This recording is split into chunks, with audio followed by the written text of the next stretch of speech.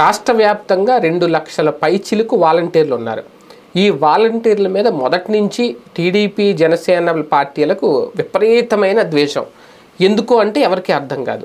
అలాగని చెప్పి ఒకప్పుడు జన్మభూమి కమిటీల మీద వైసీపీ నేతలు అంత విపరీతమైన ద్వేషం పెట్టుకున్నారా? వాళ్ళ మీద కంప్లైంట్లు ఇచ్చి వాళ్ళని అనరాని మాటలు అని చివరికి ఇప్పుడు ఈసీకి కూడా కంప్లైంట్ ఇచ్చి కోర్టులకు ఎక్కించి ఏదో రకంగా వాళ్ళ మీద అంత విద్వేషం వెదజల్లడం అంటే ఒక రకంగా పాలనను, ప్రభుత్వ పరిపాలనను ప్రజల దగ్గరికి తీసుకెళ్లడంతో పాటు ప్రజల ఇంటికి వరకు తీసుకెళ్ళిపోయారు ఈ వాలంటీర్ వ్యవస్థ ద్వారా. ఇప్పుడు ప్రభుత్వం అనేది ప్రజల ఇంటికి వెళ్ళిపోతుంది నేరుగా. సంక్షేమ పథకాలు పూర్తిగా ఒక పింఛన్ కానివ్వండి, ఒక అమ్మఒడి కానివ్వండి, వసతి దీవెన కానివ్వండి, ఇవన్నీ కూడా నవరత్నాలు ఏవైతే ఉన్నాయో అన్నీ నేరుగా వాళ్ళ ఖాతాల్లోకి వెళ్ళిపోతున్నాయి, వాళ్ళ ఇళ్ళకి వెళ్ళిపోతున్నాయి. నేరుగా వాలంటీర్ వాళ్ళ దగ్గరికి వెళ్ళి సేవలు అందిస్తున్నారు, ప్రభుత్వం అందించే సేవలన్నింటినీ కూడా. సో ఇటువంటి నేపథ్యంలో వాలంటీర్ల మీద ఎందుకంత విద్వేషం, ఎందుకు రెచ్చగొట్టే వ్యాఖ్యలు, కించపరిచే వ్యాఖ్యలు? కేవలం 5,000 రూపాయలు గౌరవ వేతనం తీసుకొని మొన్న అనుకుంటా బియ్యానికి సంబంధించి ఇంకొక 750 రూపాయలు పెంచారు ఆ రేషన్ దానికి సంబంధించి వాళ్ళకి. అంతకుమించి వాళ్ళేం లక్షల జీతాలు ఏం తీసేసుకోవట్లేదు. అలాగని వాళ్ళు ఏం పని చేయట్లేదా అంటే వాళ్ళకుండి పనులు వాళ్ళకు ఉంటాయి. ఓకే, నెలాఖరుని ఒక 2 రోజులే కదా పింఛను పంచడం, 5 రోజులే కదా అని అనుకోవచ్చు. కరెక్టే, మిగిలిన రోజుల్లో వేరే ఉద్యోగాలు చేసుకుంటారు, వేరే పనులు చేసుకుంటారు. కానీ ఆ చేసే తక్కువ రోజులైనా కొద్ది రోజులైనా వాళ్ళకున్న ఆ 50 ఇళ్లలో 40 ఇళ్ళు ఏవైతే ఉన్నాయో వాళ్ళకి సంబంధించి వాళ్ళ పరిధిలో ఉన్న అర్హులైన లబ్ధిదారులందరికీ కూడా సేవలు అందించడం వాళ్ళ డ్యూటీ.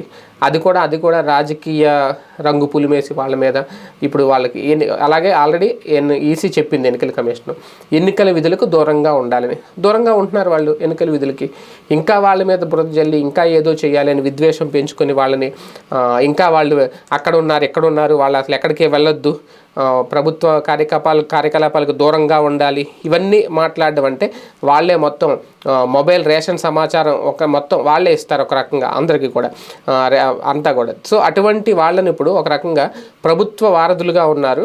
అటువంటి వాళ్ళ వల్ల వైసీపీకి ఎక్కడ మేలు చేకూరుతుందో ఇప్పుడు అనేది ఖచ్చితంగా వాళ్ళ మీద ఇప్పుడు తాజాగా కడప జిల్లా జమ్మలమడుగు పరిధిలో ఒక 11 మంది వాలంటీర్ల మీద వేటు పడింది. మైలవరం మండలం దొంబర నంద్యాలకు చెందిన 11 మంది వాలంటీర్లను విధుల నుంచి తొలగించారు. ఈ నెల 17న ఎమ్మెల్యే సుద్దిరెడ్డి ప్రచారంలో వాలంటీర్లు పాల్గొన్నట్లు గుర్తించారు. ఆ విషయం నిర్ధారణ కావడంతో వాలంటీర్ల తొలగింపుపై మైలవరం ఎంపీడీఓ ఆదేశాలు జారీ చేశారు. ఇదే వరుసలో అన్నమయ్య జిల్లా చిన్నమండి మండలంలో 4 వాలంటీర్లను తొలగించారు.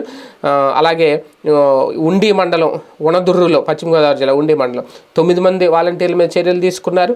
ఇలాగ ఒక్కొక్క చోట మరి ఈ తొలగింపు అనేది ఎంతవరకు కరెక్ట్? ఇలాగ వీళ్ళని ఈ టైంలో తీసేయడం ఓకే, ఈసీ ఆదేశాలు ఉన్నాయి, వాళ్ళు పాల్గొంటే అది ఎన్నికల నిబంధన నియమావళికి విరుద్ధంగా ప్రవర్తిస్తే ఖచ్చితంగా వాళ్ళ మీద చర్యలు ఉంటాయి. కానీ మరి 2 నెలలు ఆ వాలంటీర్ల పరిధిలో లబ్ధిదారులకి ఈ సామాజిక పింఛన్లు కానీ ఈ సంక్షేమ పథకాల అమలుకు సంబంధించి మరి ఎవరు చేయాలి, ఎవరు చేస్తారు, ఏంటో ఈ వాలంటీర్ల మీద ఇంత విద్వేషం అనేది అర్థం కావట్లేదు.